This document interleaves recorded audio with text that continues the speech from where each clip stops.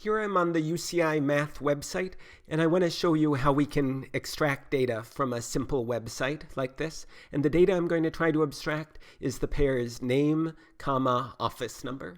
So let me copy the URL, and let me go to Mathematica, and let me import from this URL, and let me ask Mathematica to import it as data. And let me call this math, the result. And now it's importing. It's finished importing, and let's look at it. So it's some complicated list. And here's a common trick I use for finding the part of the list that I'm interested in.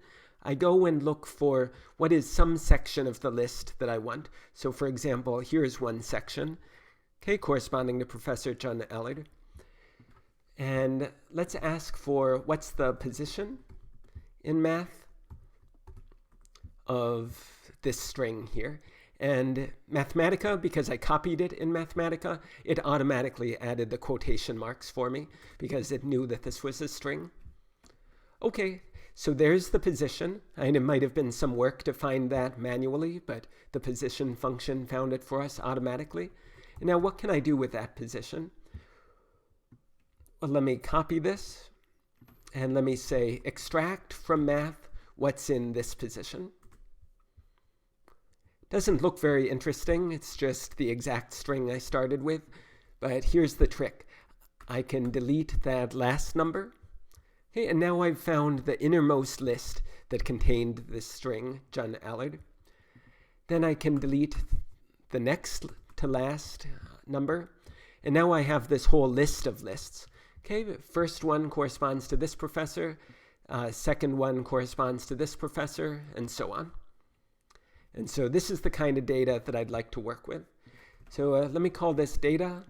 Let me suppress the output. And so let's see, how many lines is this? Okay, 266. That seems somewhat reasonable if you count both the graduate students and the faculty members in the department.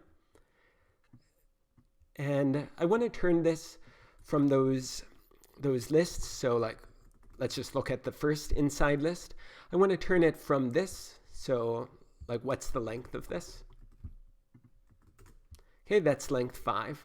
I want to turn it from these length 5 inside lists to length 2 inside lists that just contain the name and the office number. So let's do that using the second type of iterator. So table for x iterating through these inside lists. And then I want to get the second element and the third element. Okay, and that's already looking pretty good, but it has more information than what I said I wanted. So how can I shrink this?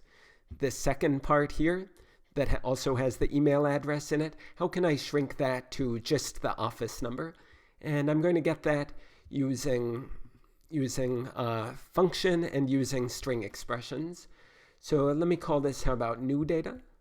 Okay, let me suppress the output. And so just as an example, if I look at new data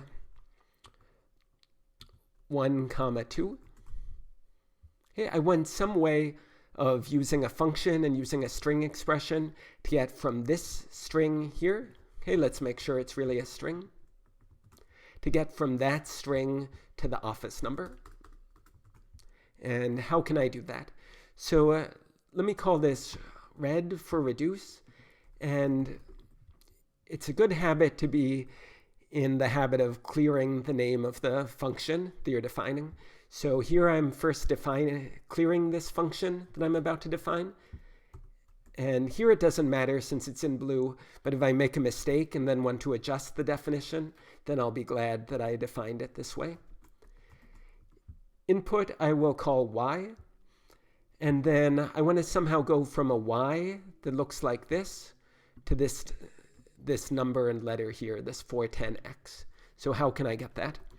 Well, let me use string cases for inside y, and then I want, let me phrase it like this, anything followed by Roland Hall.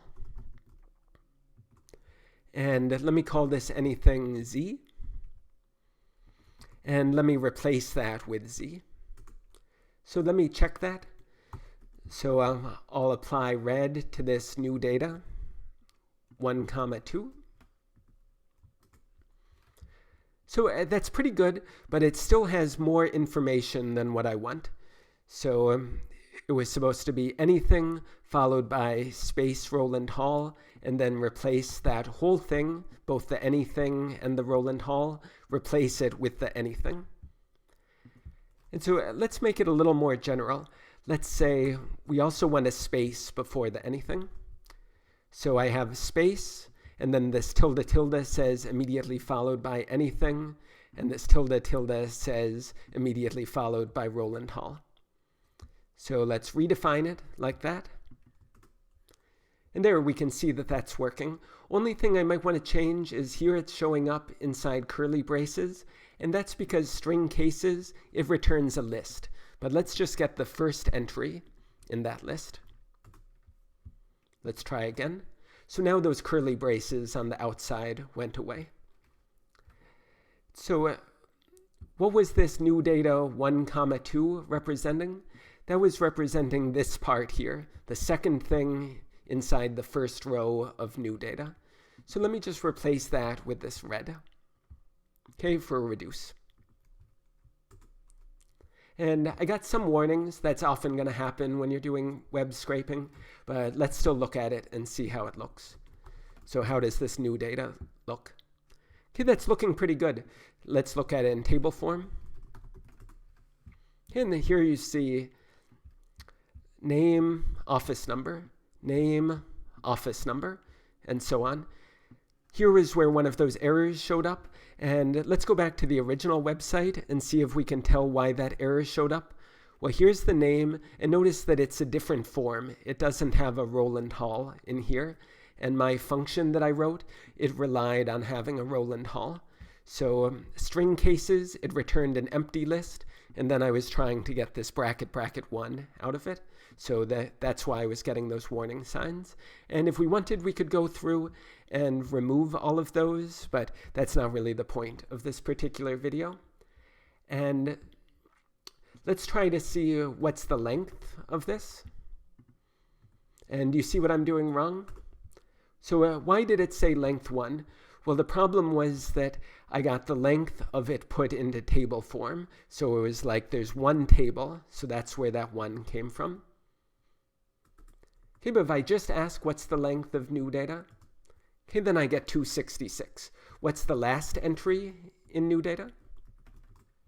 Okay, I get, again, this pair name followed by office number.